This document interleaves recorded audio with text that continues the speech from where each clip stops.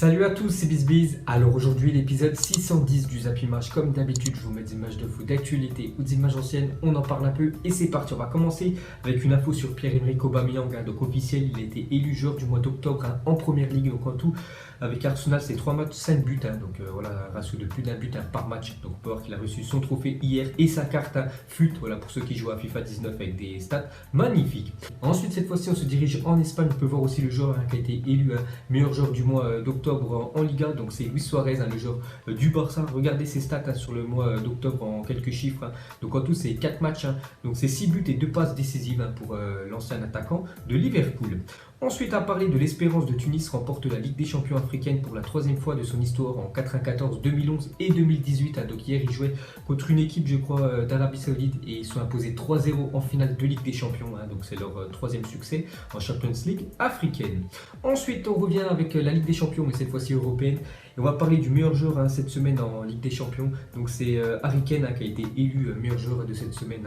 Donc félicitations à lui. On peut voir le plus beau but cette semaine en Ligue des Champions. Donc c'est Cristiano Ronaldo avec sa volée contre Manchester United.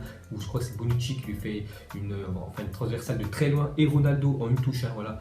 L'a fini bien sûr, ça va au fond des filets. Donc ça a été le plus beau but de la semaine.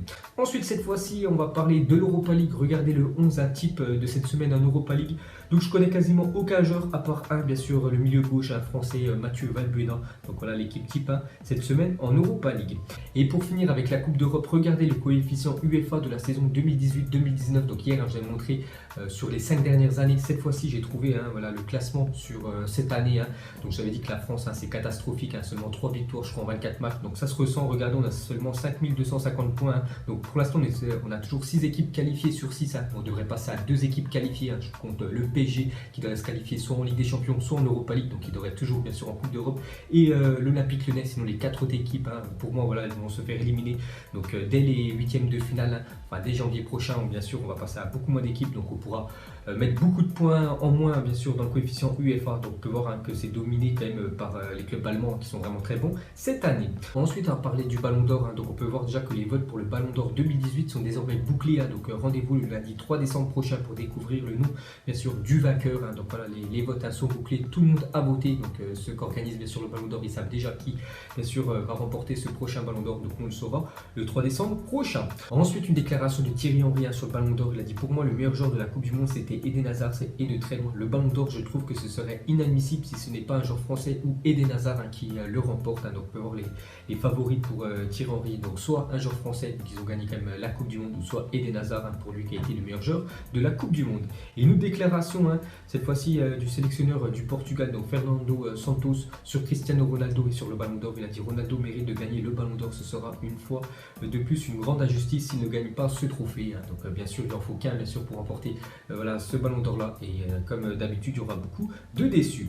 Ensuite une déclaration de Mbappé, il a dit: on joue pour gagner, donc si je joue 4 Coupes du Monde, je vais en gagner 4, il faut aller étape par étape, j'en ai gagné déjà une, il faut se préparer, gagner avec son club, mais le bilan c'est de toujours gagner. Donc voilà ce qu'a dit Mbappé, donc il vise déjà 4 Coupes du Monde dans toute sa carrière, donc c'est vrai qu'il a seulement 19 ans, il a déjà fait une, je pense qu'il va jouer jusqu'à 35 ans au football, s'il n'a pas de grosses blessures on peut dire, donc il pourra disputer encore 3 autres Coupes du Monde, et son but bien sûr c'est d'en gagner 4 avec l'équipe de France, donc nous bien sûr on rêve aussi de ça. Ensuite on va parler du Real Madrid qui prépare une vraie révolution pour cet hiver, donc le Real Madrid va recruter plusieurs joueurs cet hiver, donc d'après le journal Marca en Espagne, donc la direction madrilène estime que Lopetegui n'était clairement pas le seul responsable des mauvais résultats de l'équipe, et elle envisage de recruter jusqu'à 3 joueurs en janvier. Le Real Madrid a de l'argent, Marca parle de 200 millions d'euros dans les caisses, donc il pourrait investir plus de 200 millions d'euros quand même cet hiver, le Real Madrid, pour recruter, je pense surtout dans le secteur offensif. Donc ils ont beaucoup de mal à marquer quand même ces dernières semaines, même si là c'est un petit peu mieux, mais voilà, il y a un mois ils n'arrivaient plus du tout à marquer, donc sûrement je pense ils vont mettre beaucoup d'argent sur un numéro 9. Ensuite on continue avec le Real, on peut voir que Solari pourrait rester jusqu'à la trêve hivernale pour l'entraîneur actuel du Real Madrid. C'est vrai que les résultats sont là, donc voilà, ils comptent le prolonger encore pendant 2 mois, puis ils verront bien sûr après. Et pour finir avec le Real Madrid, on peut voir que Solari envisage d'utiliser Courtois pour la Ligue des Champions et la Liga, et Navas pour la Coupe du Roi, donc là les gars, Navas gardien avant titulaire bien sûr du Real Madrid qui a remporté les 3 dernières Ligues des Champions avec le Real Madrid. Très bon gardien parce qu'il a sauvé pas mal de fois quand même le Real Madrid dans les années précédentes. Donc là cette année, voilà, il sait qu'il y a Thibaut Courtois qui est arrivé, ils l'ont acheté très cher bien sûr le Real Madrid. Donc pas le choix bien sûr, il en faut qu'un seul qui garde les cages madrilènes. Donc l'entraîneur préfère Courtois. Donc voilà les gars, Navas, c'est vraiment décevant pour lui parce qu'il va gauler seulement pour les matchs de Coupe du Roi. Ensuite, à parler du Paris Saint-Germain, on peut voir que Neymar va quand même coûter plus de 528 millions d'euros au PSG sur ses 50 contrats. Bon après, ça m'étonnerait quand même qu'il fasse 5 ans au PSG, mais bon, il avait signé un contrat bien sûr de 5 ans.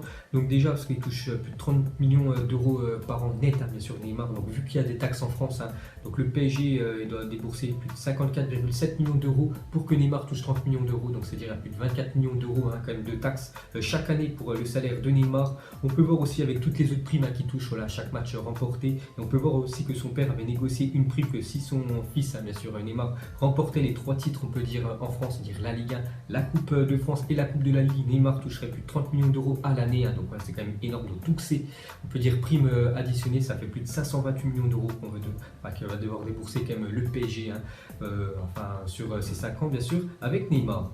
Ensuite, sous contrat avec Nike jusqu'en 2022 qui lui rapporte 25 millions d'euros par an, le PSG a tenté de renégocier son contrat avec la marque A virgule pour percevoir 100 millions d'euros annuels, donc puis 60 millions sans succès. Donc les deux offres que proposait le PSG, donc Nike ont refusé. Donc actuellement il touche 25 millions d'euros par an, donc c'est déjà énorme. Et si on compare avec des clubs comme le Barça, quand même le Barça avec Nike chaque saison il touche 150 millions d'euros, alors que le PSG avec Nike touche 25 millions d'euros par an. Donc vous voyez bien sûr la différence.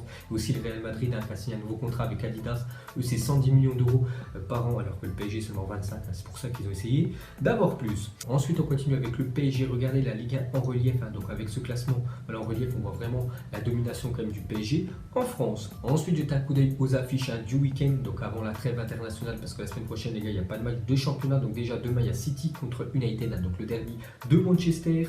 Je crois aujourd'hui, il y a Dortmund contre Bayern, donc un gros choc bien sûr en Allemagne. Il y a aussi Boca Juniors contre River Plate, donc c'est la finale aller de la Ligue des Champions sud-américaine, donc ça va être très chaud bien sûr. Là-bas en Argentine, et aussi demain le Milan AC qui reçoit la Juventus. Il y a aussi AS Monaco, je ne sais pas si on va appeler ça un choc, mais il y a quelques années, c'était quand même un choc de la Ligue 1 qui joue contre le PSG demain soir. Ensuite, officiel, Raheem Sterling signe un nouveau contrat jusqu'en 2023 avec Manchester City. Donc très bonne nouvelle pour le jeune joueur anglais qui prolonge son contrat. Donc voilà, son salaire bien sûr va augmenter. Donc bonne nouvelle pour lui. Ensuite, une petite déclaration de Dani Alves dans un documentaire intitulé Take the Ball, Pace the Ball. Donc il a dit jouer au football sous Guardiola c'est meilleur que le sexe. Donc on peut voir que les joueurs qui sont entraînés par Guardiola, bien sûr ils kiffent cet entraîneur, et c'est là quand même des meilleurs de la planète. Ensuite, à parler de l'Olympique de Marseille, c'est incliné à 8 reprises cette saison, toutes compétitions confondues en 16 matchs. Donc ça fait un match perdu sur 2. Donc c'est plutôt décevant quand même pour un club comme Marseille. Donc au cours de la saison 2017-2018, l'année dernière, l'OM n'a perdu que 12 matchs en 62 rencontres, alors que là qu'ils ont déjà perdu en 8 en 16 matchs. Donc c'est pour dire que l'année dernière et cette année, ça n'a rien à voir. Ensuite, une déclaration de Zlatan, il a dit: j'espérais que le PSG refuse mes conditions avant ma signature. J'avais posé des conditions particulières, pas difficiles, mais la liste était longue. Le problème, c'est qu'après 20 minutes, le PSG a dit oui à tout. Et comme je suis un homme de parole, j'ai signé. Donc déjà, à la base, Zlatan ne voulait pas signer au PSG. Donc il avait fait une grande liste avec des sacrées primes, bien sûr, que le PSG, c'était sûr qu'ils allaient refuser. Et 20 minutes après, son agent l'a rappelé, bien sûr, Zlatan, il a dit que le PSG avait accepté tout. Donc c'est pour ça que, bien sûr, qu'il a signé au Paris Saint-Germain. Ensuite, une déclaration de Paulo Dybala, il a dit: c'était formidable de revoir Paul Pogba car nous sommes de bons amis. Le premier match à Old Trafford était fantastique pour moi et le second pour lui. Nous sommes toujours très proches et qui sait, peut-être que nous pourrons jouer à nouveau ensemble. Donc voilà ce qu'a dit Dybala sur son ancien coéquipier de la Juventus, bien sûr Pogba. Il a dit qu'il aimerait rejouer bien sûr avec Pogba, pourquoi pas à la Juve.